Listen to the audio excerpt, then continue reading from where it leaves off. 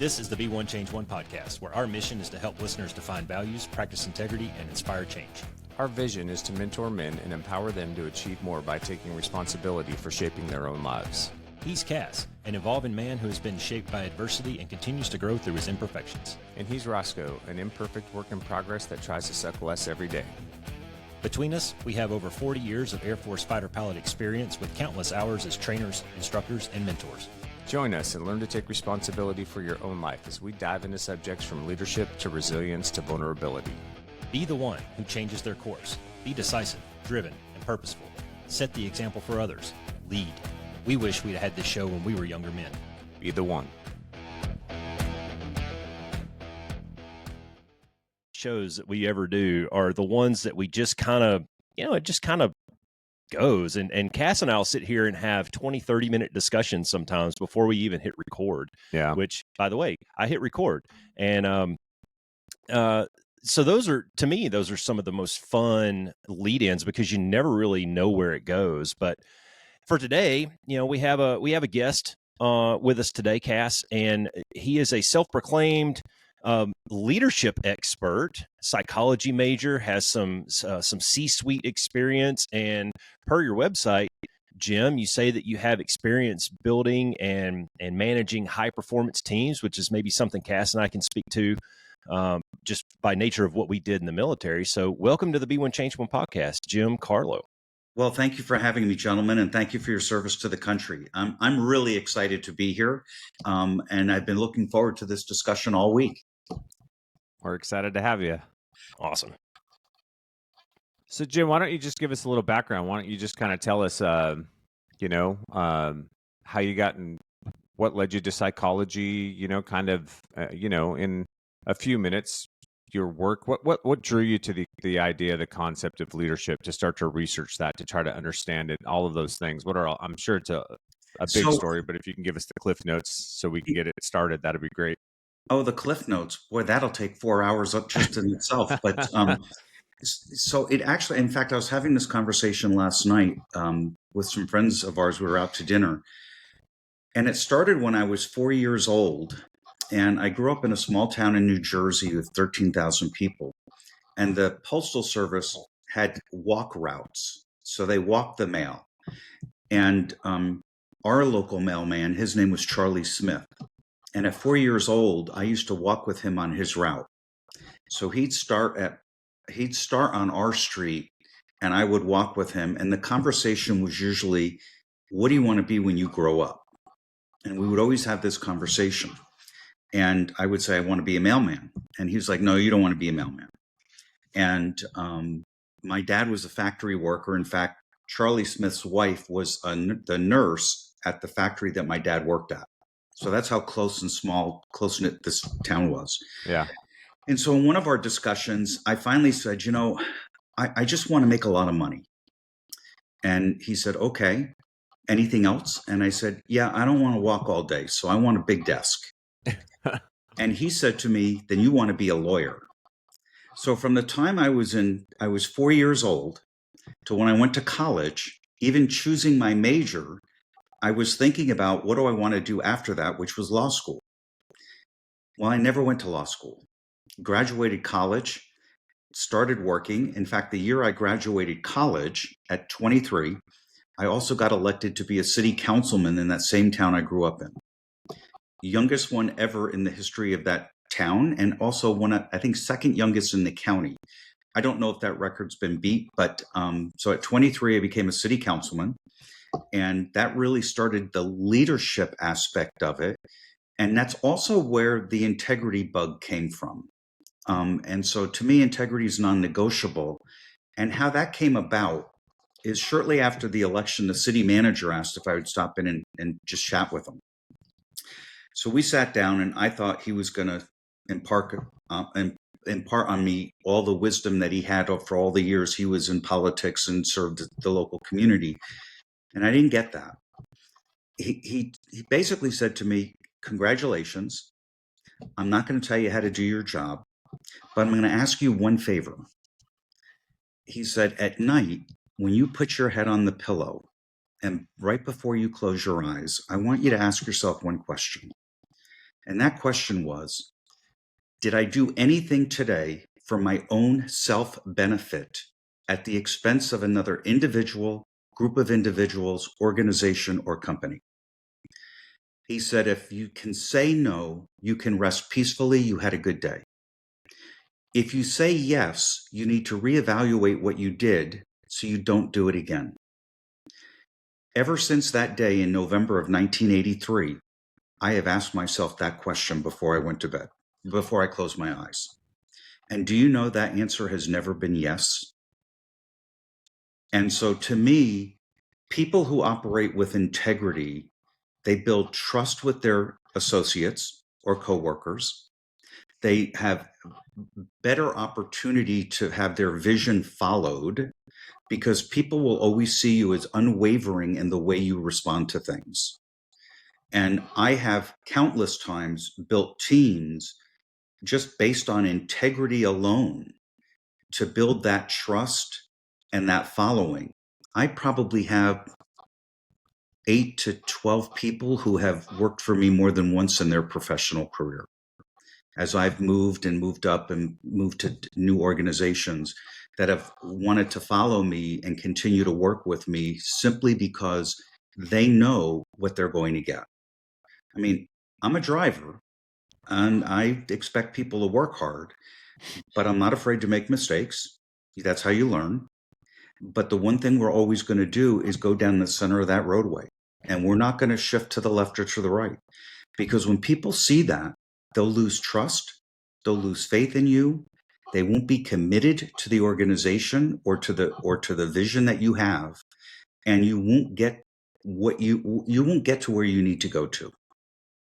How And do you so balance that? How do you balance that though with I'll say competitive advantage, just to keep it broad and sort of that nice guys finish last platitude that you've probably heard. We see this a lot in professional sports where guys are pushing the boundaries of what may or may not be within the rules.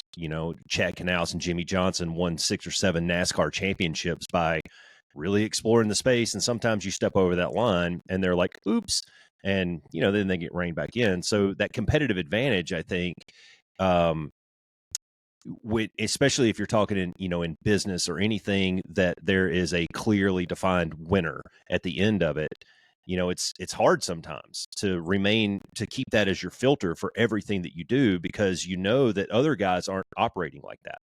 Other people, other businesses, other entities, other teams aren't necessarily playing by that same stringent, as you say, walk down the middle of the road, man. They're going ditch to ditch on this thing. I feel sorry for those individuals because at some point it's going to come back to haunt them. And I look at leaders who lead more authoritarian as opposed to collaborative, and typically will do what I call, instead of change management, manage change, but just shift the chairs on the deck of the Titanic. Moving those chairs around doesn't change the fact that ship's going to sink. And eventually that's going to come back to haunt you. I'm a highly competitive person, and I will do whatever I can to win a deal or a sale, but I will not jeopardize the financials of the organization, my personal integrity, or the integrity of the organization. I just will not do that. If I'm asked to do something by a customer that I feel is unethical, I would walk away from the deal before I would do the deal. It's just not negotiable for me. So talk about integrity though a little bit, Jim. Like, what's the definition for you? What does integrity really mean? How do you practice integrity? What's integrity about? What does it involve?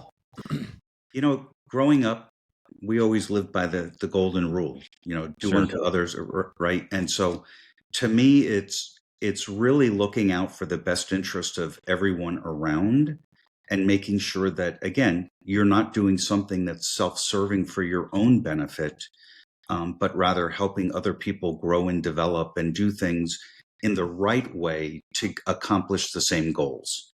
And to me, there's no book on integrity, and integrity, and it's a good question because integrity to you may be different than integrity to me. Yeah, it can be individualistic for sure. And so from that perspective, I don't ever want to feel guilty about doing something that impacted somebody else negatively for my own benefit. I just, maybe it's that Catholic guilt thing that I grew up with, but the sisters kind of beat into my head. But the reality is, that's just, life is too short, and I don't want to live with kind of that notion that I did someone harm. Sure. Well, so one of the ways that we talk about it, and tell me if this kind of matches the research that you've done and maybe how you think about it, is I don't think that you can practice integrity if you haven't defined your own personal values. I think you actually have to have some self-inspection, and some self-awareness, and understand what your own core personal values are. Because until you really understand what those things are, there's no way to align your thoughts, your actions, your words, with those things, right? You may have a general sense of what it is, but all of us have been at that point in life where we go home and go, "Oh, I really wish I would have done that," or we look back in retrospect and go, "Oh man, I really should have made a different decision there." And that was probably a time in our life where maybe we didn't really have a real clearly defined definition of what our own personal value system was. And I think that once you do that, that's where you can actually start and begin to practice integrity, right? Because now you can start to bounce off difficult situations, difficult decisions against those own defined personal values. And this is where it becomes very individualistic, I think, because your personal values could be vastly different from mine. But I think that's what allows you to then go to, okay, I've defined these personal values. Here's a difficult decision. Here's how I'm going to show up in that decision. And that's what lets me sleep at night and put my head on the pillow knowing that I didn't violate my own personal standard. Do you agree with that? I would totally agree with that. Totally agree with that. I mean, at the end of the day, you have to live with yourself, right? And if you're a person, and trust me, I've worked for some leaders that lacked integrity. And it was not a fun experience to watch the way they treated people or the way they performed their own management role at the expense of other people. I will tell you that in those situations, I didn't stay long. It just, to me, that it wasn't worth ruining my personal reputation and what I believed in to kind of be in that environment. Yeah, that makes sense. Is that why you didn't want to become a lawyer? That sort of has I should phrase that question different. By the way, I suck at giving interviews, or doing interviews. Some lawyers, some avenues, I guess, or what do they call them? Categories of lawyer have a bad reputation for maybe not being as ethical as some other people. Best-selling books have been written on some of this, and we see it play out on the national stage occasionally when, a lawyer is maybe nefarious or shady at their method of approaching a case. Did that have any bearing on that? And I know I'm going back a few years and we're backstepping in the interview, but you ended up with a degree in psychology, and you had said at one point you wanted to be a lawyer. So where was that divide? So, quite honestly, my parent, I didn't grow up with wealth. And at the end of college, there wasn't money for graduate school. And I started working right after college, and I just enjoyed working, and it became a second thought. And I said, I really don't want to go back to school. I worked part-time as an EMT out of an emergency room. And there were a couple of physicians that tried to talk me into going to medical school. One actually offered to pay for medical school.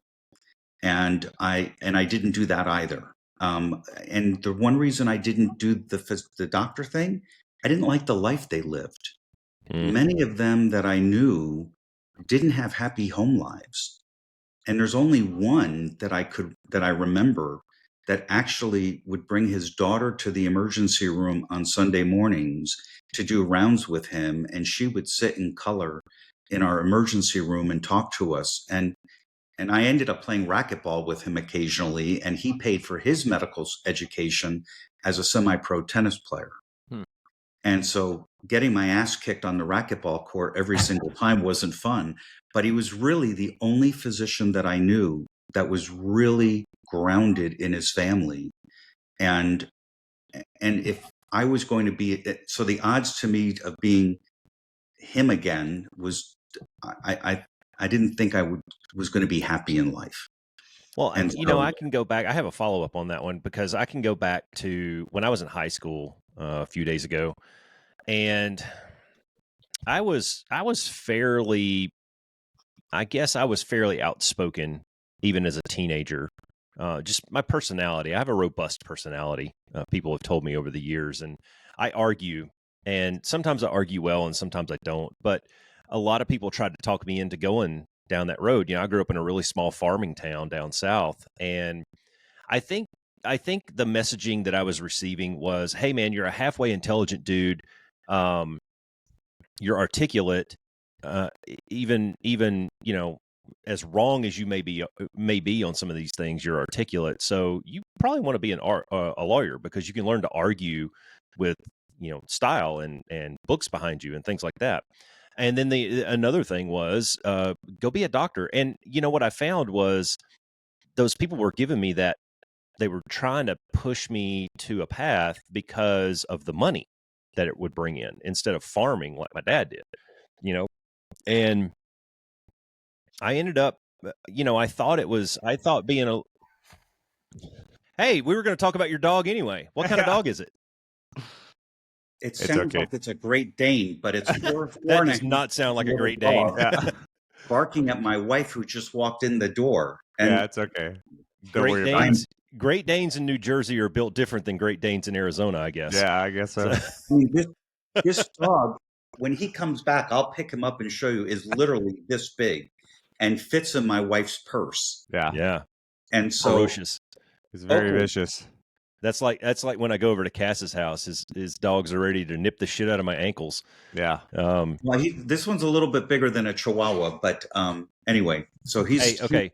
Sorry, funny story time with Roscoe again. So CAS, you've seen our dogs. I have 90-pound labs, 3 of them, right? Well, one of them's a golden retriever, but they're all big dogs, and they're just the sweetest creatures on the planet. They really are. I mean, nothing better than having a 90-pound dog as a lap dog, right? And they love it when the Amazon or the Ups guy comes by, because, hey, cool, new people, and they talk to him very loudly. And, this time in Arizona, the weather is beautiful. So we got the front door open, and I had gone out for my morning walk, came back, and I thought that I latched the door. Turns out when the Ups guy comes out, he's all Billy Badass walking up to the front door, and my dogs are, and he's just, I'm not scared. And then the door cracked open. And I saw a grown man drop my box and run back to his truck. And my dogs didn't even leave the house. They just went, "Oh shit, we didn't expect that." And they kept on barking, but they're good dogs. But anyways, I digress. So I wanted to go back to, you were talking about, you decided not to be a lawyer thing. I decided not to go down that path, even though I did I entertained the idea by doing 1 semester as a poli-sci major, and turned out, that didn't pan out for me. But what advice would you give somebody who is facing a decision point like that? You've been told messaging for X amount of years or X amount of time, and you think you might have a talent or something like that, but then you realize at some point, man, maybe that's just not what I want to do. It's interesting, because I mentor a lot of people, and usually they've made that decision already, or what they want to do or what they want to become. But 2 months ago, I spoke at a university here in Texas, and a young man reached out to me afterwards because he wanted to have a private conversation about what was he going to do after college. And so we talked for about 90 minutes, and I just took him through a process of asking him first, what do you like to do? And, what are the things, what are the activities that you like to do? And then from there, what industries do you think you could do some of those things that you enjoy in, to try to help guide him to a pathway? Because he was really uncertain about graduation, and he was applying for all types of positions with all types of companies. His major was marketing and sales, and so he actually got onto a path where he actually zeroed in on healthcare, which is actually the industry that I'm in. And so we talked about the different things that he could do and where would be a good place to start, in healthcare, and the type of organization to look for and the type of the role, etc. So, and I gave him a homework assignment to go start looking at companies, and then to let me know when he wanted to talk again, and we can talk through, kind of what to do. I haven't been asked. That was probably the first time in a very, very long time I've been asked for guidance in that realm. Usually, it's the question that I get from people who I'm mentoring is, what's my next career move? Where do I go from what I'm doing today to my next role, and what might that role look like? But it's never been, am I in the wrong industry? And because I don't know that I'm the best judge to tell somebody that you belong in this industry, or you belong you belong in healthcare, but you belong in automotive. Because I certainly can't change a tire on a car. So Yeah, I think it's important, especially for people that are younger. Sometimes I think you just don't know, right? And so I think you have a general idea of maybe what's interesting to you, but if you've never been in a position, if you've never been in a job, you don't really understand what it entails. I mean, that's the value of mentorship, right? The value of mentorship is being able to speak to somebody who may be in an industry or in a field that you're interested in, and trying to get a semblance of what is it like, what is the day-to-day grind like. But I think for younger people, it's important to just go try some things, because I think sometimes figuring out what you don't like to do is just as important as figuring out what maybe you do, like eliminating the things that you recognize after you've done them for 2, 3, 6 months, whatever, and going, yeah, that wasn't for me. Well, now that's eliminated. Now you've got a decision point that you can make as you look for other opportunities and things like that. Yeah, but So I that's think called experience. it is. It's correct. definitely right. And you nailed it there when you said that maybe knowing what you don't want to do is just as important as knowing what you do want to do. Yeah. And between those two, you can start to whittle it down. And we saw this when we did our beta group. We had guys from demographic from early 20s all the way to mid 60s, and everybody in there, our whole thing was, dude, I'm not going to tell you what to do. Some of you are grown-ass men with careers. Some of you are working on your second careers. I'm not going to tell you what to do. I'm going to encourage you to push boundaries. I'm going to encourage you to get uncomfortable and try new things. And we've seen, just by having a group of people that encourage people to try new shit, that every one of us in that group, to a man, has expanded and gotten a little bit better. And really, some of us have found some avenues where we're like, whoa, I had no idea that this interested me, or I was good at this, or does that make sense? Absolutely makes sense. I mean, I've been in healthcare my entire career, but ironically, I started out on the insurance side, working for insurance companies and building health plans. And then in the mid 90s, transitioned to the technology side and outsourcing side of healthcare. So the theme of healthcare has always been in my career path, but it's interesting because I didn't study computers in college. I took one computer class, and it was in the days where you had to do the punch card thing, and you scheduled time at 3 in the morning because the computer science people had the computers all day. And so here I am in technology. Now my focus has been predominantly operations, sales, and marketing, not in engineering. But it's interesting how that pathway happens, right? Um, Yeah, well, I think what's important about that is you got to go try things, right? And a lot of times, you may start something, but and it may not be where you end up, but what it does is it gives you some experience. And it provides opportunities for you to pivot, and maybe move into something else, make decisions to move into a different direction. And I hear what you're saying, Jim, about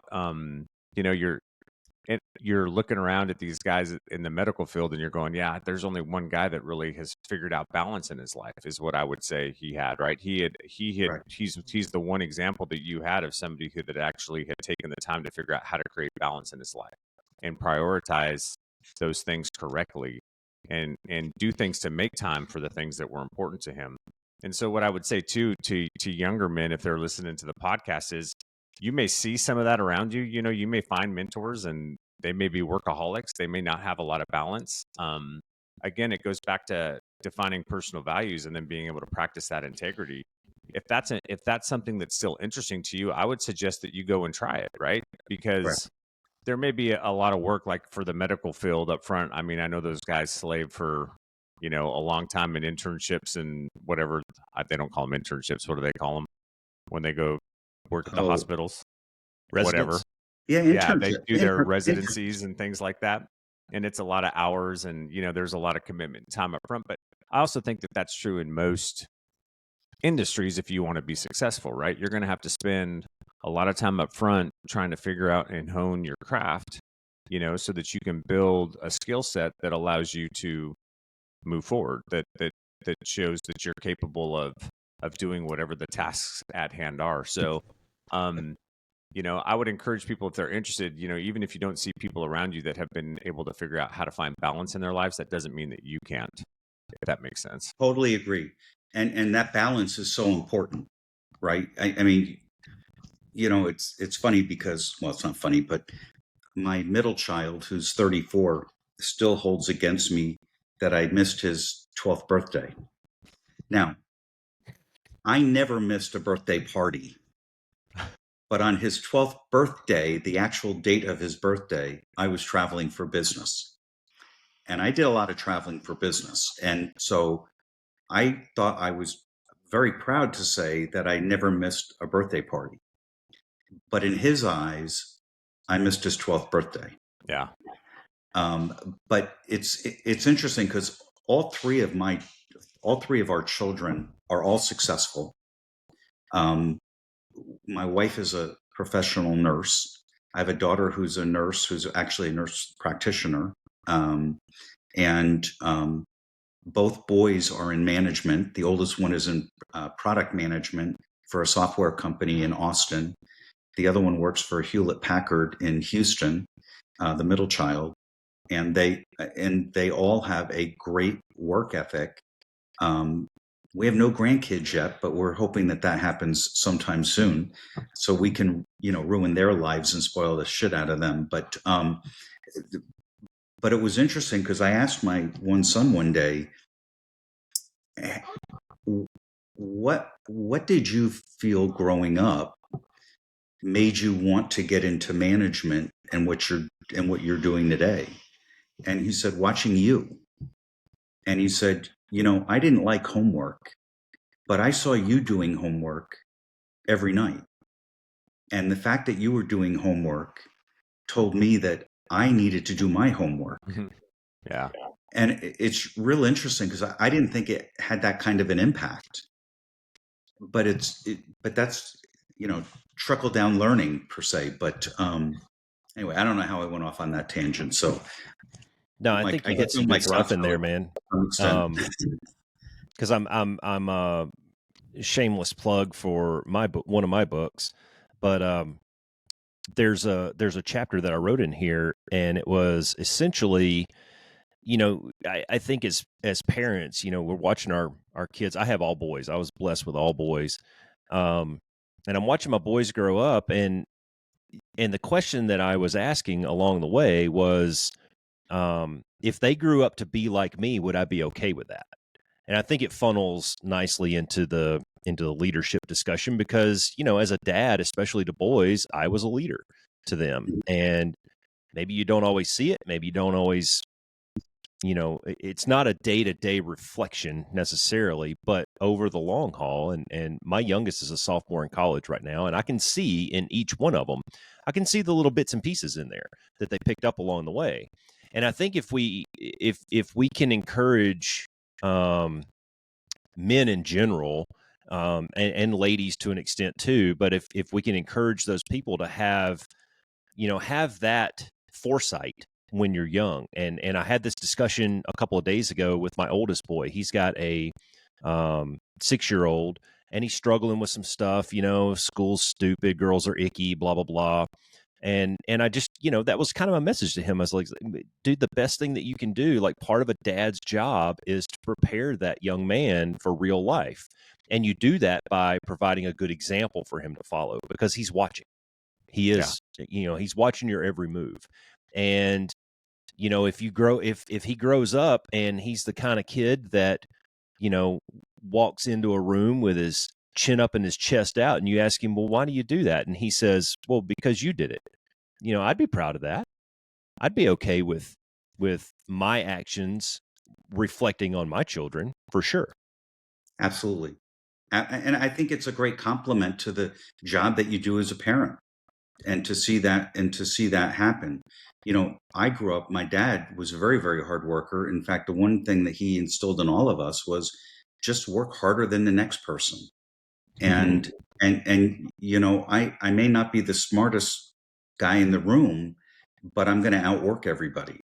And I worked a few years ago with a guy who's a couple of years older than I am, and he's now retired. And he pulled me aside one day. He said, dude, you work way too hard. You got to slow down. And I was like, I don't know another speed. And he's like, well, don't think I'm not going to do what you do. I said, no, don't be Jim. I've never asked anybody to be me. I'll ask you to do things, but I'm not going to ask you to, if I send an email at 3 a.m. because I woke up and I couldn't go back to sleep, doesn't mean you have to send an email at 3 a.m. So I tell people all the time, especially in the work environment, don't try to be me, be yourself. And, if there's things that I can help you to do, I'll gladly help you to do that or learn that. But don't try to be me. Yeah. So you were talking at the beginning, Jim, about let's flip over to the leadership discussion just a little bit. You were talking about 6 pillars to leadership that you kind of discovered along the way, and we mentioned integrity as the first one. What are some of the other ones that you reference in the book and that you've learned over time that you think are important for leadership? And they all kind of interrelate from a humanistic perspective.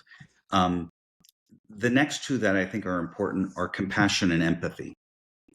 And I look back on my own career, and my first management job, I didn't understand compassion or empathy. And I had to develop those. And so those are 2 important ones. And then there's focus and stability. And the last pillar is humor. Now, when I say humor, I don't mean being a stand-up comedian, but using humor in situations to either break the ice, reduce the tension in the room, get people refocused on the subject. And sometimes it's self-deprecating humor, making fun of myself. But I think that's important to get people to relax in a stressful situation. And so, and they all kind of, those characteristics, none of those 6 pillars are really taught in college. They all have to be developed. And, my adage is people aren't born leaders, they're developed. And I truly believe that. And it takes an investment of time, and it's a never ending process. The world is always changing. And, to me, the other thing with integrity is so important. I think there's a lot of absent integrity around us today in a lot of areas. And so a year and a half ago, when I started thinking about taking what I've been doing in mentoring and writing a book and talking about it, I said, I think the time is right that people need to understand these human aspects of it in order to be an effective leader. And I mean, I've worked for a lot of I've worked for a fair number of leaders who had these characteristics.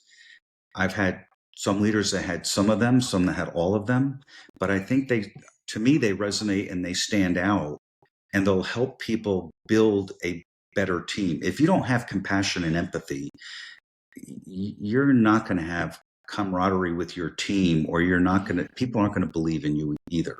It kind of goes with integrity. Yeah. So heavy on the emotional intelligence side is kind of what you're getting at. I'm definitely heavy on the emotional intelligence side. Now, Yeah. I'll give you a story about empathy. I worked for Perot Systems for almost a decade. So Ross Perot, I'm sure you guys know his name. Yeah. But I had a small group of about 25 people as one team, and they worked on a claim administration platform, an old green screen technology. Remember before there were mouses with computers? You guys may be too young to remember that, but we had started to develop Windows claim systems, and the green screen technology was going to be faded out. And I had to tell these 25 people that they were going to be losing their job over the next 3 years as we converted people.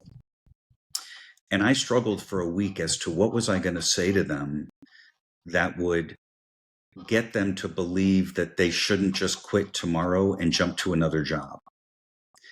And so I thought really hard, and what I thought about was, what would I want my boss to tell me? And what would give me a sense of security to want to stay and belong? So I made 3 promises to the team. And all I wanted as the outcome was for them to stay until it was time for them to take a new job somewhere. So the first promise I made to them was they would have as much advance notice as I could give them. If I knew a customer was converting in September and it was April, they would have that kind of a lead time. So you didn't have to worry that I was going to come in next Friday and your job was going to be gone. Giving them some security that there's a time frame we're dealing with. That was promise number 1. Promise number 2 was, if anyone wanted to learn the new technologies, I would make time for them available during the workday, not after work, and bring in people to teach them that technology, whether they were a programmer, support person, or whatever. The third promise I made to them was, if they didn't want to learn the new technology, I would help them find a job internally that was best suited for them. And I would personally help them and assist them in that. I also said, if you've decided that you don't want to be with the company, I will help you find a job externally. Over the course of 3 years, I did not have a single person quit before it was time to remove that position, which is what I wanted to accomplish. Yeah. But a second thing happened that I never expected. That team for those 3 years had the highest employee satisfaction rating in the entire organization. Never expected that. Yeah. But if you think through it, they had security. They had somebody who had their back. I understood their situation, and I could help them plan for something. If I was just if I go back to the former Jim, just entering, after college. Yeah, you don't do any of those things, right? Yeah. Well, and that goes back to your previous point that you had mentioned when we first started talking about integrity, and that's how you build trust, right? Like if you want a high functioning team, you've got to build trust within that team. Those people have to know that you're in their corner, right? That you're and that you're not just there to do what the company's asking you to do, but that you also consider their needs, like what's going on in their lives. I mean, Roscoe and I have tons of examples of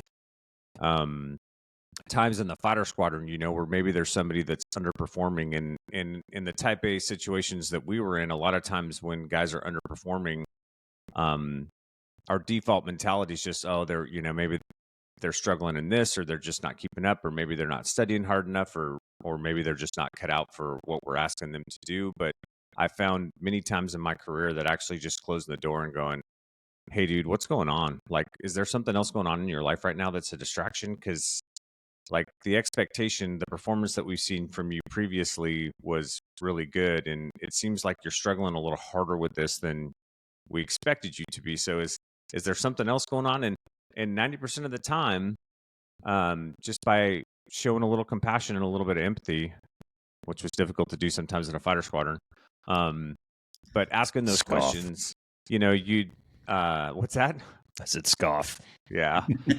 No, but you'd find out, that, yeah, guys were having a hard time at home. Maybe their marriage was struggling, and all the additional time that they were having to spend prepping for upgrades and things like that, they just didn't have because of some of the internal strife that was going on at home. And, putting them in touch with resources to help them through that, or putting things on pause for a month or two to let them figure some things out and get things settled so that they could focus on it, was really beneficial, right? But nobody would have ever known that. We would have let them continue to struggle and continue to waffle, because it's hard. I think, especially for men, but I think most people in general, especially when it comes to personal issues, it's tough to want to talk about those things with your boss, or somebody who may be in charge of you, or somebody that you perceive to be, at a level above you. But I think it's important in leadership to make sure that your people know that door's open and that they can come in and share things with you, that you're sincerely, because if you want their best performance, you have to help them remove those obstacles. Absolutely. If you want them to have that focus and that ability and that drive and that intention, you have to be the person that helps remove whatever those obstacles are in their life. And I think if you can, which that takes time, right? It takes time. That's the flip side of this that's difficult, especially if you show up into a new situation. You may have all the integrity in the world. Nobody's going to believe it until they see it. And they're not going to believe it on the first time they see it. They're going to believe it after several iterations of it have shown up, right? So you have to take advantage of those opportunities to prove to them that what you say, you mean, and that your door really is open and that you really are there to help and to be somebody that assists them, because you want them to be able to perform at their highest level when they're at work. I am totally on board with that and totally agree with that. And the leader who doesn't walk around and notice those things is missing an opportunity to help people, and really to ground. Leaders who just sit at their desk and have the door closed are just so disconnected from their team. They're never going to have that. I mean, I have seen people who, just by walking around and seeing them, with their head down at the desk and their, hand on their head, and just would pull up a chair and say, can I help? Right. Yeah.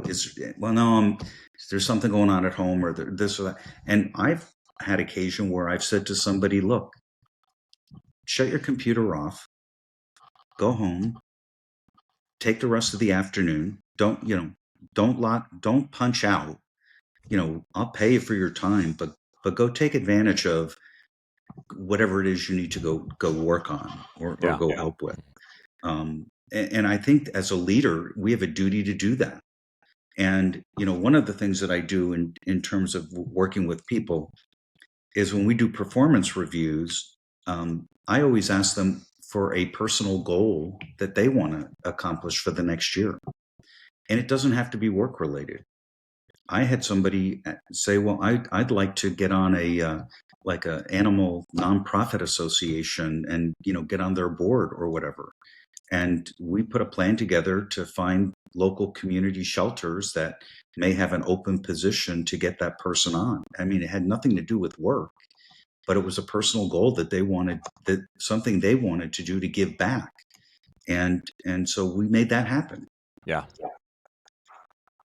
I think, I really enjoyed that exchange, and there was something that was almost missing or unsaid in there. And I think part of that compassion thing and maybe even the empathy thing is, Cass, you brought up an example of a person who's maybe not performing at a level, and you want to dig in, you want to find maybe there's something underlying, an underlying current that's taking him off track or whatever. But at the same time, as the leader, you owe it to that person to be honest. And sometimes that, that's telling that person you're not cut out for this, because let's face it, Jim, you say that you've had, the privilege of working with and building high performance teams. Well, when you take it beyond a high performance team and you start talking about an elite team, and I would put CAS and I probably in that category, at least occasionally, maybe not all the time, but for sure, when we deployed and went to combat, we had to operate at a level.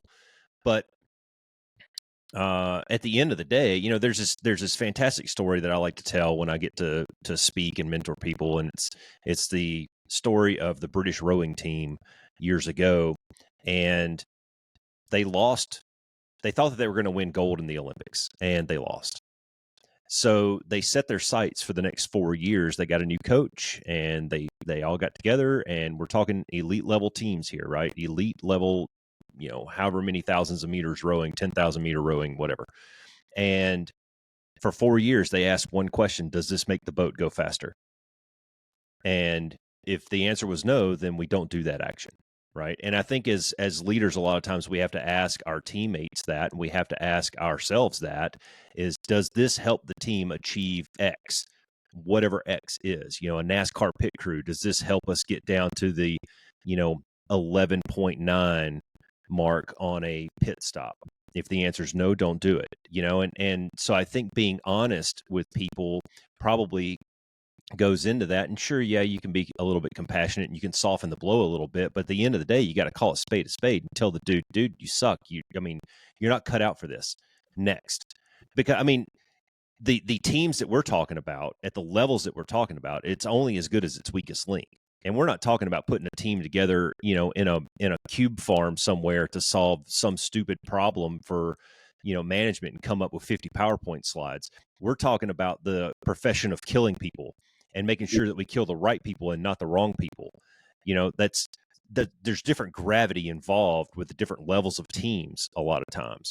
So maybe that compassion, you have to balance that with just brutal honesty. So I tell people, you may not like what I'm going to tell you, but you're going to hear it directly from me. I'm very direct, and I'm very to the point. And when I articulate to somebody with regard to performance, and I don't sugarcoat it. And so I tell people, if I'm not happy with your performance, you will know it. I'm not going to hide it. You're going to know where I think the deficiencies are. In fact, I just had that conversation last week with an employee that I said, there's activity that you're supposed to be doing that's not happening. And when you look at the numbers, you should be here in the top third. And for the last 3 weeks, you've been at the bottom. That's got to change. And because if you don't do that, you're doing a disservice to them and yourself, because that activity is going to generate revenue in 8 to 18 months. And if you take a month off from not doing that activity, you're not going to be able to catch up. And so, I totally agree. And Roscoe, I would say that being honest is compassionate. Like being honest and providing feedback is a form of compassion. That's I don't disagree with that. Yeah. Yeah, I would say that. I think it's an iterative process. If you have somebody who's struggling, you're not going to just walk in and go, "Hey, dude, you suck. You're out." Right? You're going to go, "All right, man, what's going on? Is there something else going on? Do you have the skills you need? Do you have the resources you need? Or maybe you just provide feedback. Hey, here's the things that you're doing really well, and here's where I need you to make areas of improvement. And if you need help in figuring out how to improve in those areas, let me know, because you can talk to Bob over here, or I can give you a little bit of informal mentorship, the feedback. But what you're saying, Roscoe, is so key though, right? I think if you want to build high performing teams, is there has to be that constant I think we focus a little too much sometimes on formal feedback instead of just that informal feedback that you and I got so much just through the process of, debriefing every day, every sortie, those types of things. But that informal feedback, that check-in, first you have to set, okay, here's the expectation. And then you have to define, okay, do you have the resources that you need to do it, right? Okay, well, now you have everything that you need to do your job correctly. Here's where you're doing well. Here's the areas that I need you to improve in. And then you can come back, because the best part about it is I had a squadron commander. He did this so well. We were, the 78th Fighter Squadron shut down, and we shut down the 78th on a Friday, and we moved down the ramp and put on 55th patches the next day with a new squadron commander and a new DO. But basically everything else stayed the same. And the squadron commander set expectations up front. Great dude. But he had all the flight commanders come in on day one, and he goes, all right, we're going to get together on Friday. And he goes, and I want you guys to rack and stack everybody in the squadron 1 to 31 on officership, leadership, and flying ability. And so we all went and did that and had a little talk. So we came back and, all right, here's 1 through 31, right? And he goes, okay, here's your task. He goes, I want you guys to figure out how you're going to take that bottom third and move them up. Right? So put the ownership on us to start to do the feedback required. And so it was great, though, because we sat down with guys and go, hey, man, you're doing really good. Like, you're killing it in the scheduling shop. Your officership is great. You suck in the jet. Right. So, right? Like, just maybe a little more in a fighter squadron, maybe a little more direct than most people would like to have. I would not throw the words compassion nor empathy around in a fighter squadron. But, but the same thing could be, hey, man, you're doing awesome in the jet, but you suck as an officer. You look like a bag of donuts when you come in. Your hair's always a mess. Like, fucking take care of yourself. Like, put a clean shirt on. Yeah. Show up like shave everyone, whatever, right? So, but the nice thing is when you start to have that process of continuous formal feedback, then when you come to those points where the feedback's more formal, like maybe a 6-month evaluation, you can go, all right, man, hey, we've been talking about, these are the things that I need you to correct. And here we are 6 months now. Here we are 6 months down the road, and I'm not seeing improvement. Right. And there should be no surprises when you have that 6-month review. Yeah.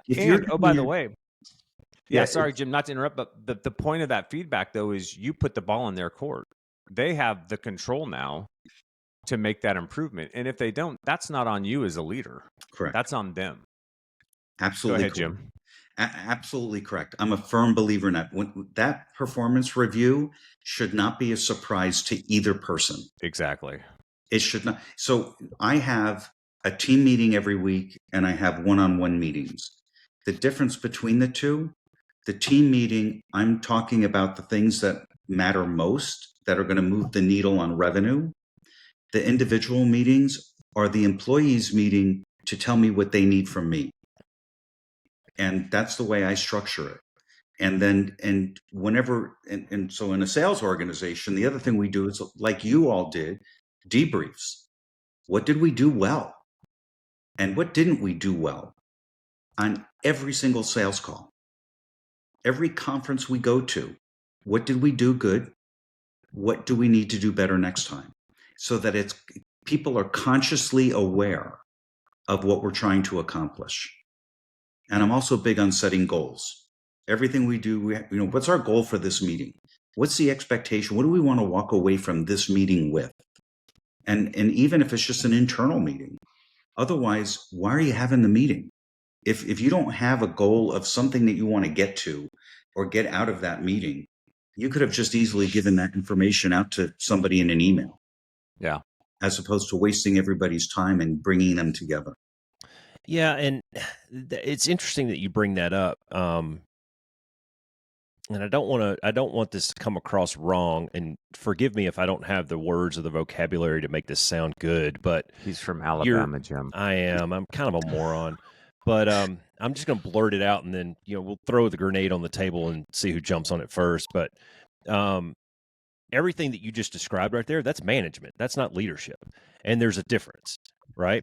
And managers, whatever, dude. You're trying to make the process better. You're trying to make the company more money. Who gives a shit, right? A fucking monkey could do that stuff, and you can read about that shit. And there's programs that you can download to your computer that will help you be a better manager. Right. And I just had this discussion with somebody that, one of my colleagues at work, and he was talking about so-and-so is not a great leader. I was like, well, shit, man, he's not a leader. He's a manager. I'm at the stage in my career. I don't need a leader. I know what I'm supposed to do, and I do it well. Right. I need somebody to manage my daily schedule and send out the emails and keep me abreast of what the changes are and blah, blah, blah. That's management. That's not leadership. We're talking about leadership. We're talking about inspiring and influencing another human being to be a better version of himself by virtue of me being better, right? And so when I looked at your list, I thought that there were two things that were missing from that list that I wanted to bring up. And we were getting to it there. The first one was accountability, right? As a leader, I think you have to be accountable for yourself, and I think you have to be accountable for your people and your processes. And the other thing is humility. I think that you have to display a lot of humility in that thing and not be afraid to raise your hand and say, I fucked up, or I don't know, or I made a mistake, right? Because that earns you that trust that Cass was just talking about, right? It gets buy-in from the other people. When you're able to stand up in front of the room, I'm looking at a slide right now over here that I got an opportunity to go up and talk to all the ROTC cadets at Embry-Riddle a few weeks ago. And I threw this slide up there, and it's got a whole bunch of different character traits, I guess we'll say, that I say go into leadership. No one is more defining necessarily than the other. It's pride, vulnerability, skill, drive, pragmatism, discipline, accountability, all these things, right? And then highlighted in red right in the middle is humility, because to me, that's where it all starts, right? That's where your people go, whoa, wait a minute. If the guy in the front of the room with the gavel is not afraid to say that he screwed up, maybe it's okay for me to make a mistake. Maybe it's okay for me to lean so far out over my skis that I fall down every now and then. Agree, disagree? I totally agree. I struggled when I started to put down the characteristics that I thought were most important. I took a list of 15. There were literally 15 items on the list. And I thought that there were too many for somebody to take on and to create a roadmap for. And so I said, in all of the years that I've mentored, what are the things that are missing most that I kept seeing over and over and over again? And the whole preface was, I want to be able to give somebody a roadmap that's different, that will help them develop and be somebody special or different. But you're right. Accountability, absolutely. And there's nobody that gets that more than I do. They often hear me say, this is my responsibility, and I let this happen, and we won't do that again. But you are absolutely correct. And I also agree with humility. The challenge that I had coming up with a list was, what's the right number? Yeah. And so Roscoe's had that challenge with one of his books for sure. So in fact, I just finished reading that's what I was thinking of. Extreme Ownership. Yeah. Right? I just finished reading Extreme Ownership, and that book is spot on. It's a great book. Yeah. It is a great book. In fact, they just came out with another book, I believe, and I haven't gotten it yet, but you can tell from my wall, I have a bunch of books. And I love to read. I'm always reading something, but those 2 points are spot on. And those are absolutely necessary to be successful. Well, and this is where I don't disagree with your list. Don't take that the wrong way, but I also think that learning leadership from a book is, I think that personal experiences or jumping right in and trying new things, and I have great examples of this. I have a book coming out next year where I talk about in depth, like I've got, I don't know, 100 pages on this one 3-year time in my life when it was a leadership lab, man. And I'd try a tactic or I'd try a strategy and it didn't work. And I'd be like, well, shit, okay, let me try something different, and what can I learn from that and apply to the next thing? And I think going into it, you just have to know right off the bat that you're not always going to get it right, which is why it kind of shocked me when you said that, that since you were however years old, when the guy asked you that question of, did you hurt anybody or do anything to harm anyone else, that your answer was always no. Cause dude, I tell you, I fucked it up way more times than I got it right. But that's how you learn. Right. And you make a mistake, you own it, you move on. Well, I am you far from never. perfect. Now, I never said I never made a mistake. What I said is I never deliberately, did something for my own benefit at the expense of another, which is very, very different. Yeah. I've made a lot of mistakes, and you are absolutely correct. That's how you learn. If you don't have those experiences, you're not going to learn and you're not going to develop. Everybody has things that they have either failed at or have not done as well as they could have and have learned from it. And that's very important. And my teams know we will try things. And if it doesn't work the first time, we'll probably toy with it and see if we can get it to work. And if not, we're not going to do it again. But you can't. Right. And you have to allow the people to try new things and fail at them in order to learn where you're going to take it. Right. And you're talking about processes with your team. Let's stick to the leadership piece of it just for a second. So as a leader, where do you balance? How do you balance that? Hey, I'm going to take a risk here and I'm going to try a new thing with these people, with this team. Cause there's this really good documentary out there, Bill Belichick and the Patriots. And, it was one of those mic'd up moments, where they caught him on the sideline and he's got Tom Brady standing right next to him. He goes, dude, I don't know what the fuck is going on. I just cannot motivate this team. Right. For whatever reason at that time in the season, he said, I've tried everything and I just cannot get this team to function. So how do you balance that as a leader with, hey man, I gotta change tack here. I gotta try something a little bit different. Oops. Well, shit, that didn't work. Where's the balance in there? So we're actually going through that right now. We just finished a very successful quarter, and we're dealing with the fact that right now the sales pipeline isn't where it needs to be. And so we're making adjustments into the activity levels of what we do to generate that pipeline so that we can figure out what we have to do and what actions we have to take, whether it's a product issue, a pricing issue, or whether it's, an activity level thing, and get that feedback. And we're talking through that as we speak so that we can make changes so that by the time Q3 comes, we have a plan to rectify it so that we make the numbers by the end of the year. So it's a real live example right now.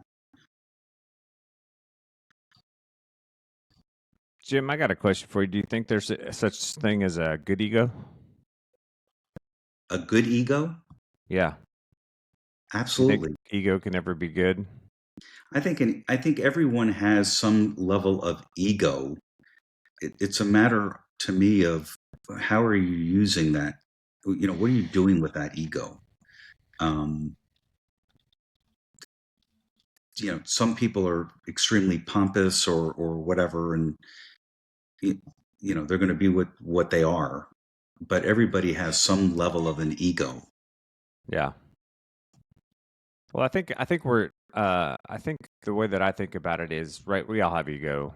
It's whether or not you let ego define the decisions and the actions you make. So if the ego self-serves, like you were talking about, right? If I'm doing something for my own benefit at the expense of other people, that's probably not the best ego that we want to, or the ego that we want to reflect in a leadership position. But I think ego does play a good role because I think, while I do believe that a lot of lessons in leadership are learned and can be taught, and people can grow into that, I think that there are some innate things that people have probably through a byproduct of their own ego that make them maybe better at leadership than others. Charisma, self-confidence, right? There's a big difference between confidence and cockiness. It's a fine line sometimes.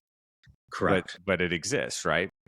Being confident in your abilities, your own skill sets, your ability to lead, things like that. So, but I was just curious because I think a lot of time, especially nowadays, in the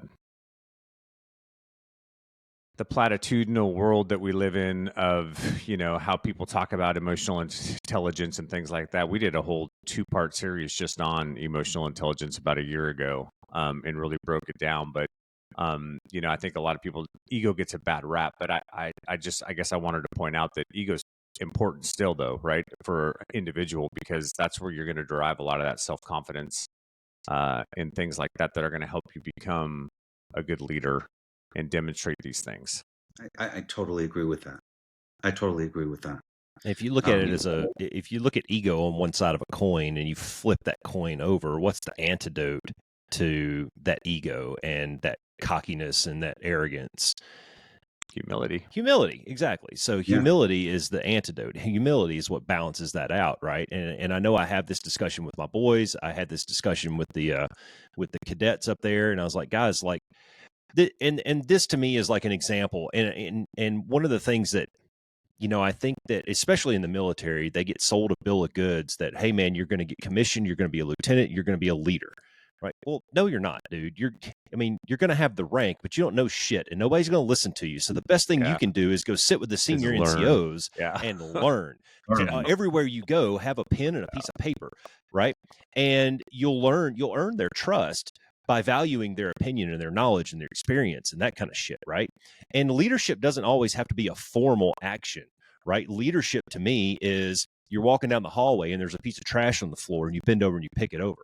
Well, guess who saw you do that? The dude walking behind you that just came out of the pisser, and he goes, whoa, hey, the boss just picked up the piece of paper. So the next piece of paper that he sees, he might bend over and pick it over. That's influencing another person to do something, to make the workplace a little bit better.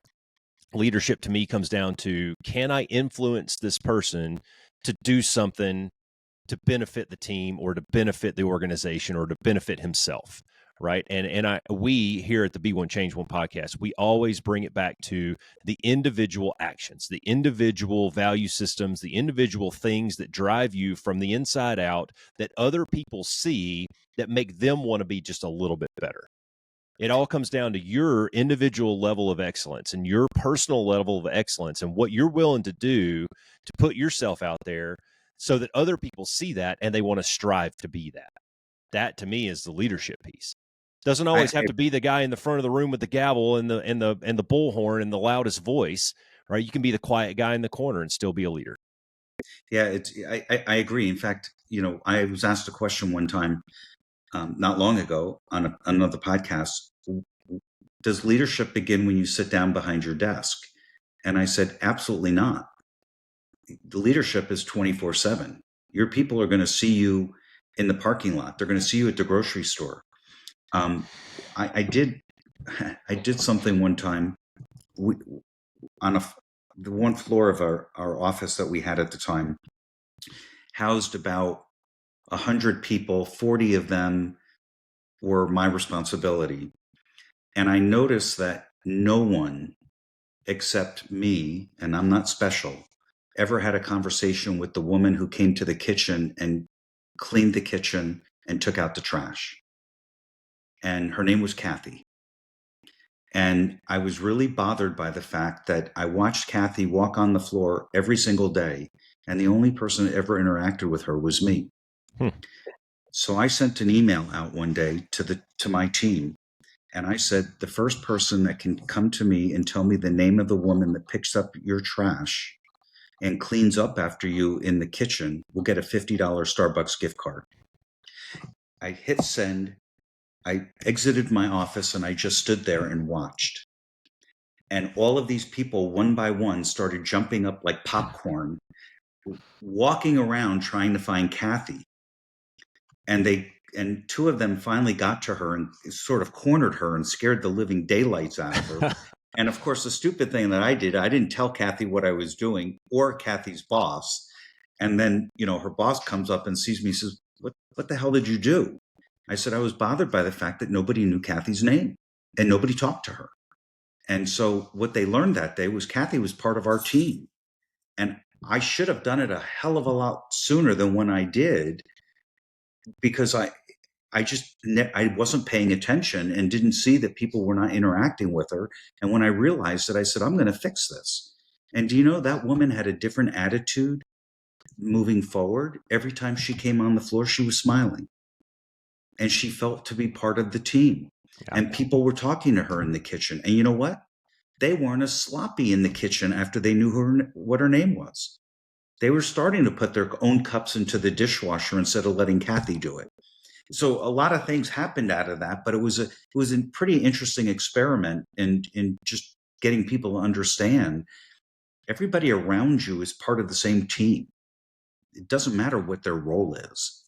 And as human beings, we should be interacting with them. And so I once worked for a leader who would park his car on the side of the building, enter the building through a side door, and take the freight elevator up to the executive floor and never interact with anybody. Versus me, who parks in the parking lot, walks in the front door, and you're leading the entire way and talking to people, whether they work for you or not. Yeah. And you're helping them, have a better day by doing that. And people just miss those opportunities.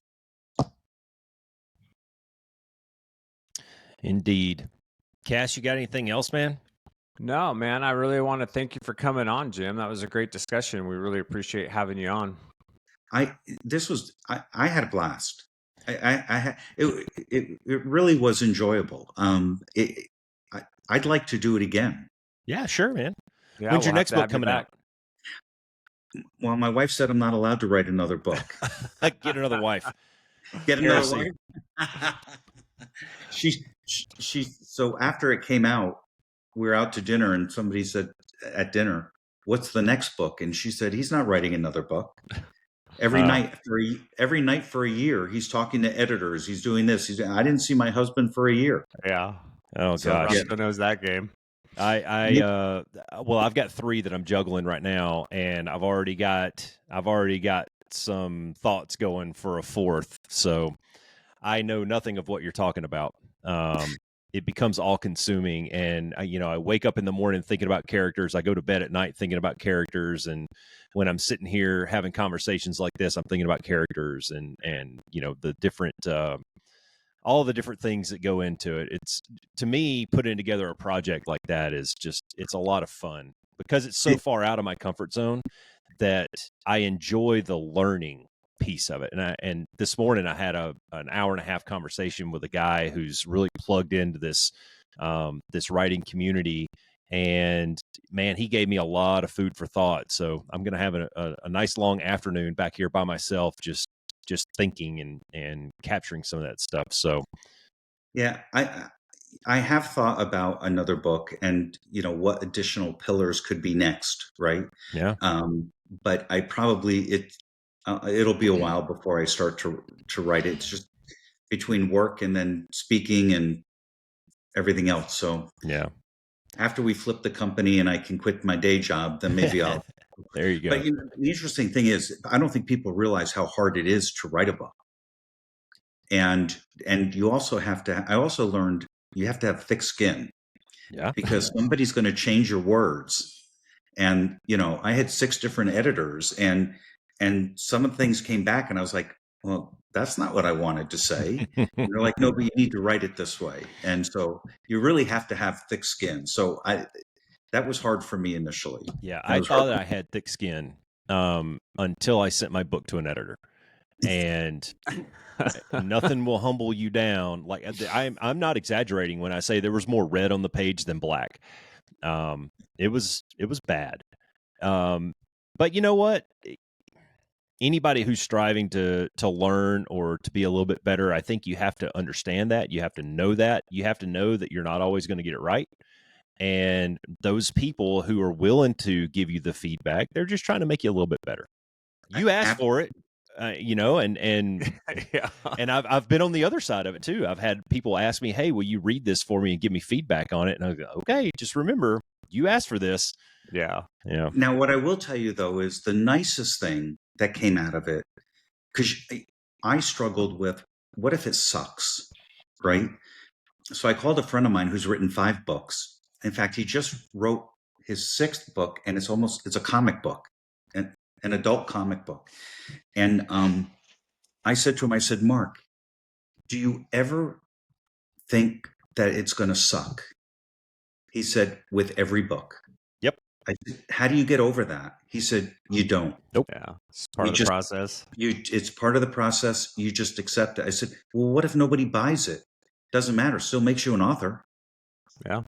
And I'm like, and I'll go beyond that, and I'll say, not only does it make you an author, if that was your your level of success that you defined, and you wanted that that dash at the end of your name that says author. That's fine, but you know what? It's what you wanted to do, and fuck everybody else.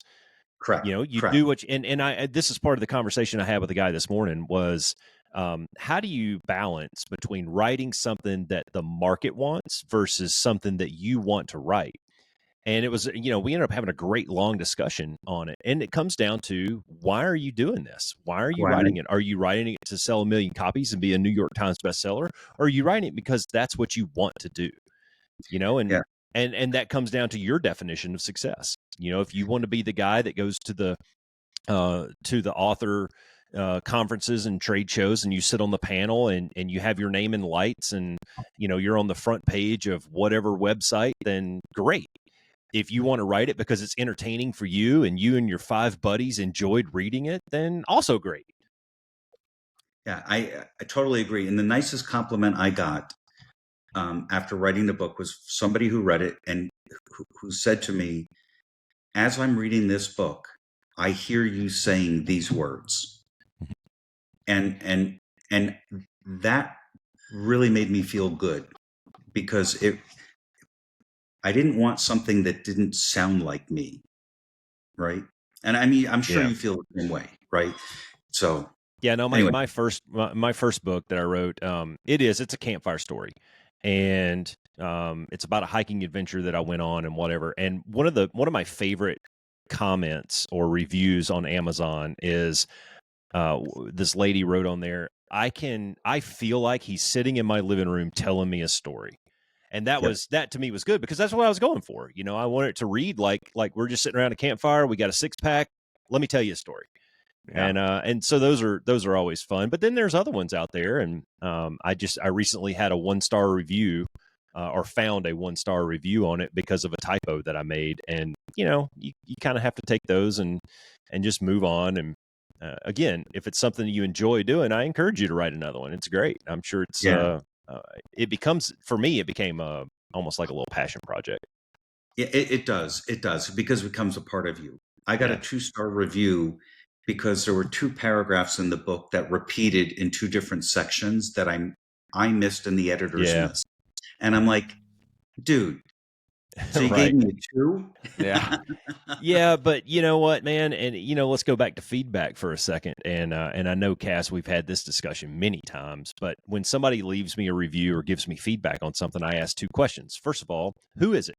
Who's the person that gave me this? All right, some fucking internet troll who didn't even have the decency to leave his full name on the review. He left, the review was left by M, the letter M. Like, great. So fuck you. You won't even identify yourself. I'm sure you have huge brass balls, right? The second thing that I always have to ask is he right? And so when he identified this mistake that we made in the book, I first of all, my first hey, there she is. My first reaction was, fuck this guy. Who is this dude? Whatever. And then I went and looked in the book, and sure enough, he was right. So, valid feedback. Fuck you, but valid feedback. Yeah. Absolutely correct. So what I did is I updated the ebook, took those 2 paragraphs out, did some additional tinkering around, and there you go. I don't know. Yeah, it makes you better. Well, ultimately, it made the product better at the end, right? And that's kind of what the feedback is for, regardless of the method that they use. That's the purpose of the feedback, is to make you a little bit better.